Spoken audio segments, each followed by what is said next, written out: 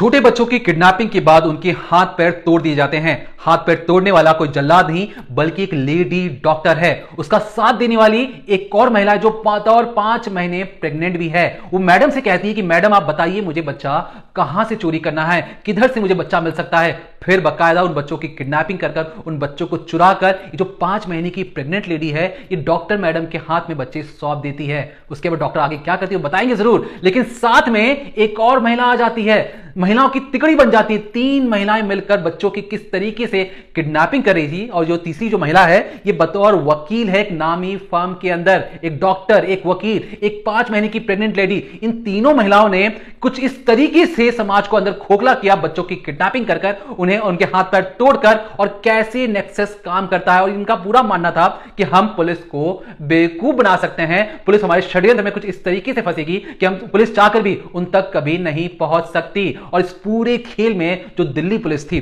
जो railway police थी, वो बकायदा यूपी के महाकुंभ के अंदर पहुंच जाती है। भीड़ में उन महिलाओं की तलाश की जाती है, लेकिन फिर भी ये महिलाएं नहीं मिल रही थी। कुछ इस तरीके से इन्होंने ताना बाना बुना था कि पुलिस इन तक कभी पहुंच ही नहीं पा रही थी। लेकिन एक ऐसा सिरा मिलता है जिसे पकड़कर पुलिस उन 3 महिलाओं में से एक महिला जो प्रेग्नेंट थी 5 महीने की, उसे कटघरे के अंदर खड़ा करती है और जज साहिबा के सामने वो एक तोते की तरह पूरी कहानी बताती है और बताती है कि मैंने किस तरीके से छोटे बच्चों की किडनैपिंग की। आगे की कहानी आपके रोंगटे खड़े कर देगी, आपको अंदर से रुला देगी। और खुद जो बकायदा जितने पुलिस वाले जितने भी लोग मौजूद थे कोर्ट के अंदर, सबके होश फाख्ता हो गए।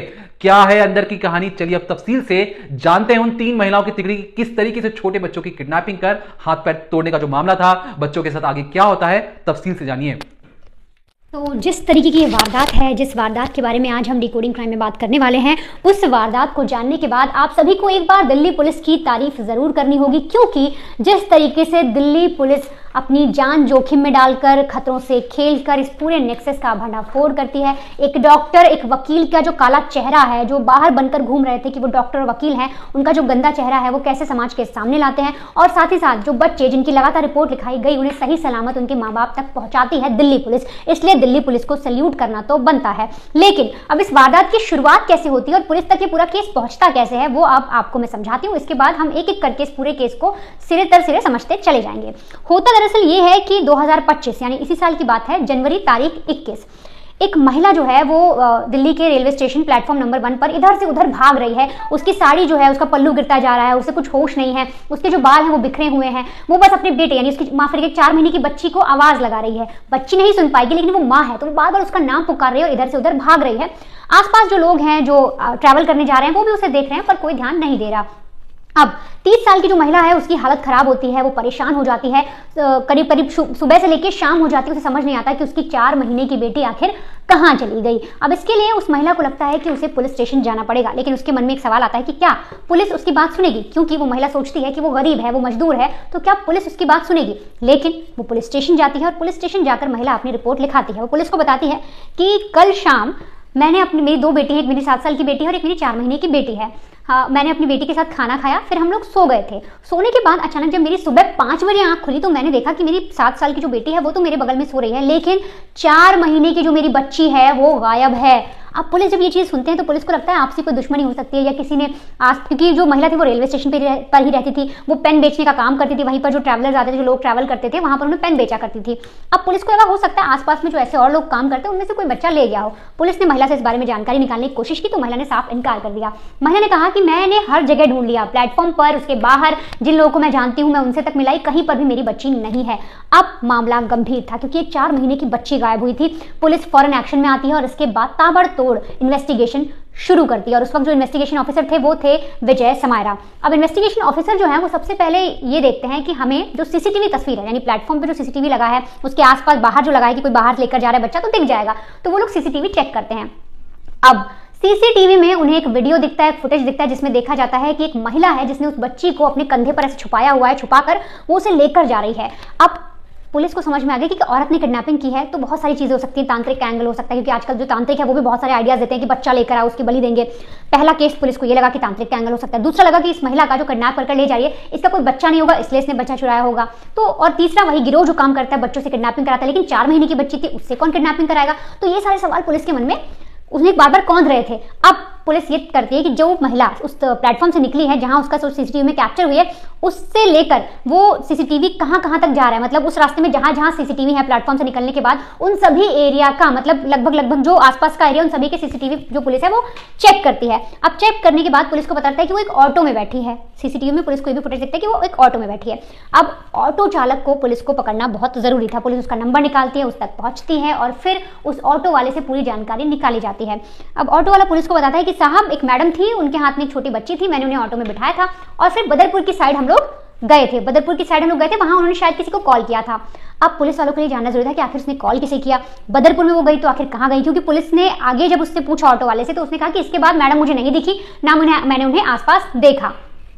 अब पुलिस को लगा कि हमें इस औरत ने किस शख्स से बात की, क्या क्या वो जानना होगा, लेकिन उसके अलावा पुलिस की बाकी टीम जो ऑफिस में बैठकर काम कर रही थी वो अपने इन्वेस्टिगेशन ऑफिसर को बताते हैं कि सर, हमें एक और चीज पता लगी कि अभी हाल ही में, मतलब पिछले साल 2024 में अक्टूबर में ऐसे ही एक बच्ची और गायब हुई थी। अब जब पुलिस को ये पता लगता है कि एक बच्ची और गायब हुई थी तो पुलिस ने बोला, यानी जो इन्वेस्टिगेटिव ऑफिसर थे उन्होंने बोला कि आप ना इसका पैटर्न पता करिए। कभी भी कोई ऐसी चीजें होती हैं, चाहे वो सीरियल किलिंग हो, सीरियल किडनैपिंग हो, तो उनका पैटर्न देखना चाहिए, जिससे पता लगता है कि किडनैपिंग करने वाला या मर्डर करने वाला एक ही है। तो पुलिस ने बोला कि सबसे पहले हमें पैटर्न पता लगाना पड़ेगा। अब पैटर्न क्या पता लगता है कि उसमें भी जो 2024 अक्टूबर में जो केस हुआ उसमें भी ये होता है कि एक औरत ने बच्चे को चुराया और औरत बदरपुर गई और बदरपुर से गायब हो गई, यानी ना उसके पास सीसीटीवी दिखा और ना कुछ भी दिखा। अब पुलिस के पास दो ऑटो वाले, यानी जिसने पहले 2024 में जो अक्टूबर में बच्चा किडनैप हुआ और जनवरी में किडनैप हुआ, तो जो रीसेंट ऑटो वाला था वो तो पुलिस के पास था ही। तो पुलिस ने सोचा क्यों ना हम उस वाले दूसरे ऑटो वाले को, यानी जो पुराना ऑटो वाला था जिसने औरत को बदरपुर के एरिया में छोड़ा था, उसको भी ढूंढते हैं। लेकिन उससे पहले जो नया ऑटो वाला था, यानी जो हाल ही में जनवरी में जो एक बच्ची किडनैप हुई, उसके केस में जो ऑटो बदरपुर ले जाकर छोड़ता है, उससे पूछते कि क्या तुमने सुना था कि जो महिला पीछे तुम्हारी सीट पर बैठी थी उसने क्या बात की। तो उसने बोला ये नहीं समझ में आया कि उसने बात क्या की, फोन स्पीकर पे नहीं था, बट उस महिला ने ये जरूर बोला कि मैं यहां पहुंच गई हूं, तुम मुझे लेने आ जाओ। अब पुलिस को लगा कि ये बहुत बड़ा क्लू है, क्योंकि हमें पता लग चुका है कि उसने किसी को कॉल किया और प्लस उसने किसी को मिलने के लिए बुलाया। तो पुलिस ने सोचा, जो इन्वेस्टिगेटिव ऑफिसर थे उन्होंने बोला कि अब हमारा काम बन सकता है। लेकिन उससे पहले 2024 में जो किडनैपिंग हुई थी उसके जितने जो भी टीम थी जो केस को सॉल्व कर रही थी, उनको भी इस पूरे मामले में मिला लिया गया। मतलब दोनों टीमें मिलकर काम करने लगी कि दोनों केसेस पर अब काम होगा।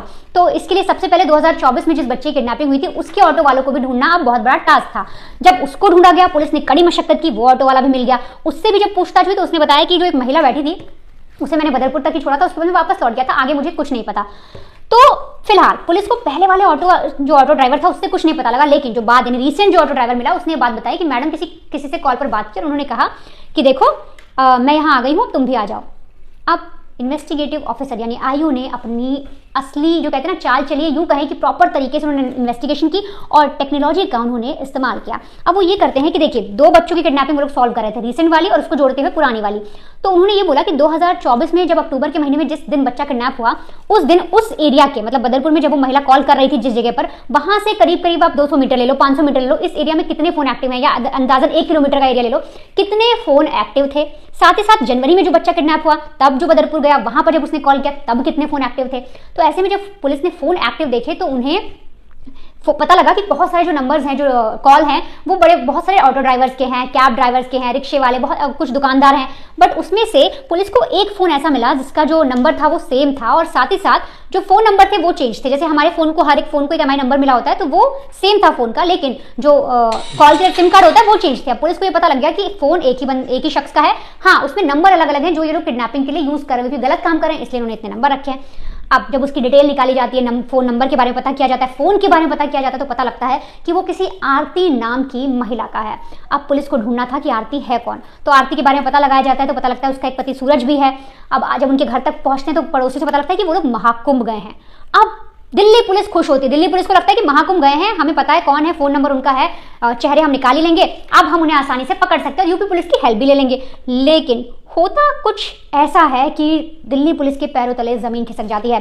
जैसे ही जो दिल्ली पुलिस की टीम है वो महाकुंभ पहुंचती है, वैसे ही आरती का फोन स्विच ऑफ हो जाता है। और वो वही दिन था जिस दिन महाकुंभ में भगदड़ मची थी। आप याद करिए वो भगदड़ का दिन जिसमें कितने लोग जख्मी हो गए थे, कितने लोग घायल हो गए थे, और जो बैरिकेड है उसको टाप कर, उसको फांद कर जो लोग हैं वो एक दूसरे पर चढ़ते जा रहे थे और बहुत लोग की मौत हो गई थी। अब जैसे ही आरती का फोन स्विच ऑफ हुआ, दिल्ली पुलिस के हाथ पैर फूल गए। उन्हें लगा कि हो ना हो, अगर नंबर बन जा रहा है तो मतलब आरती और सूरज यानी जो दो आरोपी हैं, जो उनके संदिग्ध हैं, वो भी इस स्टैम्पेड में मारे गए या उनके साथ भी कुछ ऐसा हो गया। अब दिल्ली पुलिस को लगा वो केस कभी सॉल्व नहीं कर पाएंगे। अब इसी पर बातचीत हो रही होती, दिल्ली पुलिस के जो टीम मेंबर्स थे वो सोच रहे होते हैं कि उनमें से तभी एक शख्स आइडिया देता है, एक पुलिस वाला आइडिया देता है कि क्यों ना एक तुक्का लगाया जाए, एक कहते हैं ना कि निशाना लगाया जाए, क्या पता वो बिल्कुल ही सेट बैठ जाए।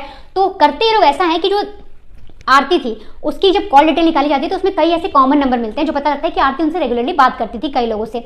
उनमें से एक एक को पुलिस फोन करते हैं ये सोचकर कि आरती के रिलेटिव हो सकते हैं। अब तुक्के से एक फोन लग भी जाता है, उधर से आरती को कोई रिलेटिव उठाता है और पुलिस एक झूठ बोल देती है और उसी झूठ के चलते ये पूरा गैंग जो है वो सामने आता है, इनका जो काला चिट्ठा है वो सामने आता है। पुलिस फोन पर कहती है कि देखिए महाकुंभ में एक महिला है आरती, उनका फोन खो गया है और वो हमें मिल गया है, तो अगर आप लेना चाहती हैं तो आप इस जगह पर कांटेक्ट कर लीजिए। और हुआ भी कुछ ऐसा था। दरअसल महाकुंभ में जिस रोज टेम्पर्ड हुई, जिस रोज आरती और सूरज गए वो सही सलामत थे, बस उनका फोन खो गया था और इसीलिए वो फोन स्विच ऑफ था और आरती को जो है इसी झूठ में वो फंस गई। और इसके बाद जो रिलेटिव है बताते हैं कि हाँ आप इस एड्रेस पे आ जाइए, यहाँ पर आपको आरती मिल जाएगी और आप फोन दे दीजिए। अब ये सारी चीज जानने के बाद पुलिस को तसल्ली होती है और दिल्ली पुलिस को लगता है कि अब फौरन चलो केस सुलझने वाला है। अब इसके बाद जैसे ही आरती पकड़ी जाती है वो एक एक कर कई लोगों के नाम बताती है। वो एक डॉक्टर मैडम का नाम बताती है जो इस पूरे गैंग की आप ये समझिए बेहद शातिर डॉक्टर मैडम, जो जानती है कि कब बच्चों को किडनैप करना है, कहाँ से बच्चों को किडनैप करना है और किस कैटेगरी के बच्चों को किडनैप करना है।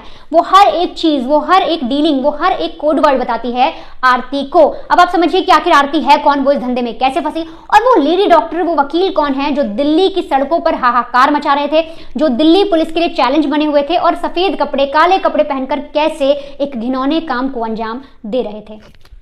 देखिए जो आरती है, आरती जिस तरीके से पकड़ में आती है उसे लगता है कि पुलिस उसे चारों तरफ से दबिश दे चुकी है। इसके बाद आरती सबसे पहला जो पुलिस के सामने जाकर बताती है कि जनाब मैं ही वो औरत हूं जिसने हाल ही में जो बच्चा किडनैप हुआ था, मैंने ही बच्चे को किडनैप किया था। पुलिस पूछती है कि क्यों। फिर आरती अपनी एक कहानी बताती है। आरती कहती है कि देखिए मेरा नाम जो मेरा नाम है वो आरती नहीं है, मेरा जो असली नाम है वो रजीना है। मैं बंगाल के बर्धमान डिस्ट्रिक्ट की रहने वाली हूं। मेरी शादी 17 साल पहले एक शख्स से हुई थी, हम 7 साल साथ में रहे जिससे हमारे 2 बच्चे भी हुए, लेकिन मेरी अपने पति से नहीं बनी, इसलिए मैं अब फरीदाबाद आके रहने लगी हूं जहां पर मुझे यूपी के एक शख्स से प्यार होता है जिसका नाम सूरज था। सूरज के साथ मेरे 2 बच्चे हैं और तीसरा जो मेरा भी पेट के अंदर है। ये कहानी वो बताती है और इससे लगता है कि शायद पुलिस वाले थोड़ी सी तरस खा जाएंगे। पुलिस वाले पूछते हैं कि अच्छा ठीक है ये सारी चीजें तुमने जो हमें बताई हैं, और इसलिए उसने रजीना से अपना नाम बदलकर अब जब सूरज के साथ शादी की तो उसने अपना नाम आरती रख लिया। अब सूरज क्या काम करता है? सूरज मजदूरी का काम करता है और सूरज और जो आरती है वो चाहते हैं कि लैविश लाइफस्टाइल वो जिए, एक अमीर लोगों की तरह जिंदगी जिए, लेकिन जो सूरज जिस तरीके का काम करता है उससे उस पैसे नहीं आ पा रहे थे जिससे 2 बच्चों का, खुद आरती का भला पोषण हो सके और ये खाना पीना भी अच्छे तरीके से खा सके। इस पर आरती का प्लानिंग बनाती है और सोचती है कि मैं अब अच्छी जिंदगी कैसे जीऊं। पहली बार आरती को कांटेक्ट में आती है डॉक्टर प्रिया, कई लोग इसे नर्स भी कह रहे हैं। डॉक्टर प्रिया आईवीएफ में एक आईवीएफ जो मान लीजिए जिनको बच्चे नहीं हो पाते हैं तो उनको टेस्ट ट्यूब के जरिए बच्चे पैदा करने में मदद करती है कि उनका खुद का क्लिनिक है। तो डॉक्टर प्रिया का नाम लेती हैं और कहती हैं कि डॉक्टर प्रिया किसी तरीके से वो चाहती है कि जो गरीब जो बच्चे हैं वो उन्हें लाकर उनके हाथ में सौंपे। उसने ये भी कहा कि देखो जो आरती, अगर तुम चाहो तो तुम्हारे पेट में जो बच्चा पल रहा है वो तुम मुझे लाकर अगर दोगी तो मैं तुम्हें 2.5 लाख रुपए और एक जमीन का प्लॉट भी तुम्हारे नाम कर दूंगी, बस शर्त है कि जो तुम्हारे पेट में जो पल रहा बच्चा है वो मुझे आकर सौंप दो। पहली चीज। दूसरी चीज डॉक्टर प्रिया ने ये भी कही कि देखो पैसे तुम्हें कमाने, पैसों की जरूरत है तुम्हें, मैं चाहती हूं तुम पैसे कमाओ, अमीर बनो, बस मैं ये चाहती हूं तुम किसी भी तरीके से कहीं से भी बच्चा चुराकर मेरे पास ले आओ, बच्चों का इंतजाम कर दो, उसके बाद तुम्हें कोई फिक्र करने की जरूरत नहीं है। आरती पूछती कि मैडम मैं बच्चा कहां से चुराऊंगी, मैं बच्चा कहां से लाऊंगी? तो प्रिया मैडम बताती हैं प्लानिंग।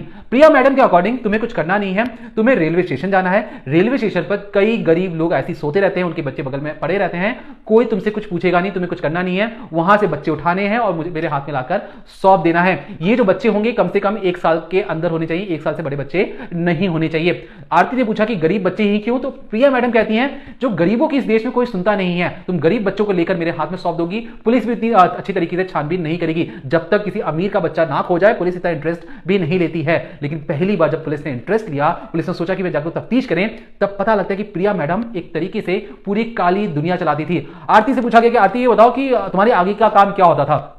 आरती ने बताया कि वो कई सारे और गैंग से भी जुड़ी हुई थी। उसका ये भी कहना था कि वो 5 से 6 साल के बच्चों को भी किडनैपिंग करते थे और उन बच्चों की किडनैपिंग करने के बाद उनके हाथ पैर जानबूझकर तोड़ दिए जाते थे। क्यों? तो इसके पीछे जो एक मकसद था वो सिर्फ और सिर्फ ये था कि इन बच्चों से भीख मंगवाया जा सके। गरीब के बच्चे को उठाओ, उसके हाथ पैर तोड़ो, फिर उन्हीं बच्चों से पूरी जिंदगी भीख मंगवाओ। जो आप देखते होंगे ना स्टेशन पर छोटे छोटे बच्चे आते हैं, आपसे पैसे मांगते हैं, वो हालात के मारे हैं। और ये जो पूरा जो नेक्सस है कुछ इस तरीके से काम करता है कि आरती जैसे लोग बच्चों की किडनैपिंग कर प्रिया को सौंप देते हैं। तो पुलिस ने पूछा कि चलो हमें भीख मांगने वाली बात समझ में आई, लेकिन प्रिया मैडम बच्चों के साथ और क्या क्या करती थी? तो प्रिया मैडम आगे उन बच्चों को बेच दिया करती अमीर लोगों को। लेकिन अमीर लोगों को बेचने के लिए, क्योंकि जो अमीर लोग तो पढ़े लिखे होते हैं, तो इस पर जो आरती के साथ जो तीसरी जो औरत सामने आई वो थी निमी। एक तरीके से मैं आपको बताऊं, निर्मला नाम है उसका, असली नाम है निर्मला। एक दिल्ली के कोर्ट में काम करती है और एक अच्छे फर्म के में वकील है। अब ये क्या करती है निर्मला कागजात तैयार करती है। जब भी आरती बच्चा चुरा कर लाती है, वो बाकायदा फोन से उस बच्चे का फोटो खींचकर दोनों निर्मला और डॉक्टर प्रिया को भेजती है और कहती है कि जो प्लान था सक्सेस हो चुका है, बच्चा चुरा लिया गया है। अब क्या करना है? निर्मला सूरज और आरती के नाम का एक डॉक्यूमेंट बनाती है जिसमें बताया जाता है कि बतौर गार्जियन माँ बाप यही दोनों हैं और ये उनका बच्चा है। कागजात बन जाता है, बर्थ सर्टिफिकेट बन जाता है। इसके बाद ये जो चीजें हैं ये डॉक्टर प्रिया मैडम के बजाती है। डॉक्टर प्रिया मैडम जो उनकी क्लिनिक है उसमें तमाम लोग आते हैं। मान लीजिए किसी के बच्चे नहीं हो रहे हैं, किसी के घर में सिर्फ बेटियां हो रही हैं, उन्हें लड़की की दरकार है, तो ऐसे में ये नेक्सस उनको ये चीजें बेच देता बाकायदा जो लीगल डॉक्यूमेंट्स के साथ। अब इसमें जो आरती है वो किस तरीके से बात करती है, जब वो कहती है कि छोटा पैकेट होता था जो बच्चियों की, जब लड़कियां होती हैं, छोटी छोटी बच्चियां होती हैं, जब उन्हें वो किडनैप करके लाती थी तो कहती थी कि छोटा पैकेट मिला है। मतलब जो इसकी कीमत होती थी 50,000 से शुरू होती थी। जब बड़ा पैकेट की बारी आई तो बड़ा पैकेट से कहने का मतलब लड़का मिला है और लड़की की कीमत शुरू होती थी 2 लाख रुपए से। लेकिन अगर अच्छी डील हो, चाहे वो लड़की हो या लड़का हो, 4 से 5 लाख रुपए तक की डील हो जाती थी बड़ी आराम से। और उसमें इन तीनों महिलाओं को अच्छा कट मिलता भी था, क्योंकि जो किडनैपिंग का काम, बच्चे लाने का काम, तो इसमें हर एक डील में 50,000 से लेकर 1 लाख रुपए तक की जो डील होती थी वो सिर्फ और सिर्फ इस आरती को मिलता था, दूसरों की बच्चों को चुरा कर उन्हें किडनैप कर। डॉक्टर एक मोटा कट रखती थी, साथ ही निर्मला भी एक मोटा कट रखती थी। जब ये सारी कहानी पुलिस वाले सुन रहे थे, उनके रोंगटे खड़े हो गए। समझ में नहीं आया कि आरती तो बहुत ज्यादा चालाक है, लेकिन पकड़ने की बारी थी कि आप पकड़े तो पकड़े कैसे। अब आरती बताती कि सर आप मुझे छोड़ दो, मैं निर्मला को पकड़वा सकती हूं, मैं डॉक्टर मैडम को भी पकड़वा सकती हूं। आरती से फोन करवाया जाता है पुलिस द्वारा कि बोलो कि निर्मला को कि मैंने एक बच्चे को किडनैप कर लिया है, कागजात तैयार कर लो, मुझे तुमसे मिलना है। बाकायदा एक मैसेज भेजा जाता है, वॉइस नोट भेजा जाता है वकील साहिबा को। वकील साहिबा पुलिस के चंगुल में फंस जाती हैं और पता लगता है कि कागजात भी तैयार करना शुरू कर देती हैं। रंगे हाथ वकील मैडम को पकड़ा जाता है। अब बारी थी, ये जो सारी चीजें मैं बता रहा हूं ये एक ही दिन की सारी चीजें हैं। अब क्योंकि वकील मैडम गिरफ्त में आ चुकी थी, अब बारी थी डॉक्टर प्रिया को गिरफ्तार करने की। पुलिस छानबीन करती, पता लगता है कि डॉक्टर प्रिया के पास एक स्कूटी भी है। डॉक्टर प्रिया घर पर नहीं है, डॉक्टर प्रिया इस वक्त भी अपने क्लिनिक में मौजूद है। अब सादी वर्दी में जितने भी पुलिस वाले थे वो अस्पताल के अंदर पहुंच जाते हैं कि आज डॉक्टर प्रिया को गिरफ्तार कर इस पूरे नेक्सस का भांडा फोड़ देंगे। लेकिन डॉक्टर प्रिया उस वक्त क्या कर रही थी? डॉक्टर प्रिया ऑपरेशन थिएटर में थी और एक बच्ची की डिलीवरी करने में मदद कर रही थी, ऑपरेशन कर रही थी। अब कम से कम मान लीजिए 8 से 10 पुलिस वाले सादी वर्दी के अंदर अस्पताल के अंदर घुस जाते हैं। अस्पताल वालों को लगता है कि शायद अस्पताल के जो सामने जो रोड बननी है, जो सड़क बननी है, उसमें डॉक्टर प्रिया से कुछ काम होगा, इसलिए ये सारे अफसर आए हुए हैं। जैसे ही 3 घंटे के इंतजार के बाद दरवाजा खुलता है, डॉक्टर प्रिया बाहर आती हैं, पुलिस उसे दबोच लेती है और पुलिस बोलती है कि अपना फोन दिखाओ। तुरंत ही उसका फोन निकाला जाता है। उस फोन के अंदर से 18 बच्चों के फोटोज मिलते हैं जो अलग अलग लोगों को बेचे गए थे। इसमें पता लगता है कि लोधी रोड में एक रोड है, वहां पे किसी अमीर शख्स को एक बच्चा बेचा गया था। उस शख्स ने 3 लाख रुपए में डील हुई थी। उस 3 लाख रुपए में जब एक किडनैप हुआ बच्चा उस लोधी वाले बिजनेसमैन को मिला, उस बिजनेसमैन ने उस 3 लाख वाले बच्चे को किसी और शख्स को भी बेच दिया। तो सोचिए नेक्सस किस तरीके से काम करता है कि पहले इनसे खरीदा, फिर उसी बच्चे को कहीं और बेच दिया। याद रखिए, इस बच्चे की अभी आंख ठीक से खुली भी नहीं थी, तब इस पूरे समाज में किस तरीके से जल्लाद की तरह उसके साथ रवैया अपनाया जा रहा है। एक हाथ से दूसरे हाथ से तीसरे हाथ उसको अपनी मां से दूर कर सिर्फ और सिर्फ बेचा जा रहा है और इंतजार किया जा रहा है कि जैसे ही बड़ा होगा उसके हाथ पर तोड़कर उससे भीख मंगवाया जाएगा। लेकिन पुलिस यहां पर जब अपना काम करती है, एक एक बच्चे को ट्रैक कर उन्हें बुलाया जाता है और एक अपने सेंटर में रखा जाता है। उनके माँ बाप से कॉन्टेक्ट कर बोला जाता है कि ठीक है, आप अपने बच्चे को लेने आ सकती हैं। पता यह लगता है कि प्रयागराज से भी बच्चे चुराए गए हैं, महाकुंभ से भी बच्चे चुराए चुराए गए हैं, स्टेशनों से बच्चे चुराए गए हैं, उन तमाम जगहों से बच्चे चुरा कर ये लोग दिल्ली के आसपास जितने भी जो अमीर लोग हैं उन्हें ये बेच देते हैं। जिन्हें नहीं बेच पाते हैं उन्हें बड़ा करके उनके हाथ पैर तोड़कर इनसे भीख मंगवाते हैं। उसके बाद ये जो दोनों महिलाएं थी, जो डॉक्टर प्रिया भी थी, डॉक्टर प्रिया खुद 5 महीने की प्रेग्नेंट है, जो आरती है जो एक मजदूर की बीवी है वो भी 5 महीने की प्रेग्नेंट है। उसे कटघरे के पीछे खड़ा किया जाता है और पूछा जाता है कि बताओ सबके सामने कि तुमने किस तरीके से इस नेक्सस में अपनी भूमिका निभाई है। लेकिन पुलिस का यह भी कहना है कि जो बच्चा किडनैपिंग का जो नेक्सस है कुछ इस तरीके से काम करता है कि अगर आप एक को गिरफ्तार करते हैं तो पता लगता है कि 3 और लोग इससे जुड़े हुए हैं, उन तीनों को गिरफ्तार करने जाओगे तो पता लगेगा कि वो 3 आगे किसी और से जुड़े हुए हैं। तो अब तक पुलिस का कहना है कि वो 12 से ज्यादा लोगों को गिरफ्तार कर चुके हैं, लेकिन इस नेक्सस का जो किंग है या जो राजा है उस तक पुलिस नहीं पहुंच पा रही है, क्योंकि मकर जाल कुछ इस तरीके से बुना गया है कि इसमें आपको सिर्फ छोटे मोहरे मिलते हैं डॉक्टर प्रिया जैसे। डॉक्टर प्रिया के पास क्लाइंट्स कौन भेजता है, कैसे आते हैं, इसके बारे में पुलिस जांच पड़ताल कर रही है और पता हो सकता है कि कोई बड़ा शख्स इसके पीछे हो, क्योंकि ये तीनों महिलाओं ने मिलकर कुछ इस तरीके से काम किया कि तीनों महिलाओं की बस की बात नहीं थी। इसके पीछे एक बड़ा कोई राजदार है जो अब तक छुपा हुआ है। लेकिन मैं आपको एक डाटा बताने की कोशिश करूं, एक डाटा है जो हमारे पास है, उसमें आपको अगर हम बताएं तो अब तक 2024 में जो पिछला साल गुजरा ही है 3,948 मिसिंग केसेस दर्ज हुए थे, 2023 में 3,974 और सेम 2022 में। तो लगभग हर साल 4,000 बच्चे किडनैप हो रहे हैं या गायब हो जा रहे हैं, किसी को इसकी भनक नहीं लग रही। लेकिन पुलिस का कहना है कि हमने 80% से ज्यादा मामलों में बच्चों को अपने मां बाप से मिला दिया है। लेकिन 80% छोड़िए, 20% बच्चे जो आपको सड़कों पे दिखते हैं, जो भीख मांगते हुए दिखते हैं, कभी रुक कर उनका हालचाल पूछ लीजिए क्या तुम कहीं भूले भटके तो नहीं हो, क्या तुम्हें अपने माँ का चेहरा याद है, क्या तुम्हें अपने बाप का चेहरा याद है। अगर वो बच्चे ना बता पाए तो उन बच्चों को पुलिस के हवाले कीजिए ताकि वो एक अच्छी जिंदगी जी सके, क्योंकि वो जिंदगी शुरू होने से पहले ही कुछ इस तरीके से इनकी सपनों को मारकर कुचल दिया जाता है, सिर्फ और सिर्फ इसलिए कि मोटा पैसा कमा सके, एक दूसरा शख्स अच्छी जिंदगी जी सके, किसी और बच्चे की जिंदगी बर्बाद कर उसे धूल में मिलाकर। ये कौन सा इंसाफ है। तो फिलहाल पुलिस का कहना है कि इस पूरे रैकेट को हमने तोड़ तो दिया है, कमर तो तोड़ दी है, लेकिन इस पूरे रैकेट का जो किंग पिन है वो रह रहकर फिर से पनपता है। मान लीजिए पुलिस ने अभी दबिश दी है, पुलिस इन्वेस्टिगेट कर रही है, ये रैकेट शांत हो जाता है, फिर अचानक से ये रैकेट फिर से जागेगा किसी और नाम से, किसी और नई जगह। ऐसे में लोगों को चाहिए कि जो भी बच्चों देखते हैं कि आसपास कोई बच्चा भाग रहा है या कोई बच्चा भीख मांग रहा है, रुक कर बस उससे पूछ ले क्या बच्चे तुम ठीक हो। नहीं ठीक हो तो उस बच्ची को लेकर थोड़ी सी सतर्कता बरते हुए पुलिस को बताइए कि बच्चा भूला भटका हुआ है, इसे जबरन भीख मंगवाया जा रहा है। थोड़ी सी आपकी सतर्कता किसी की जिंदगी संवार सकती है, एक आप अच्छा काम कर सकते हैं, एक अच्छा सिटीजन बन सकते हैं। तो फिलहाल हमारी कोशिश थी कि किस तरीके से आप पुलिस ने एक बेहतरीन इन्वेस्टिगेशन करते हुए इस पूरे केस को जिस तरीके से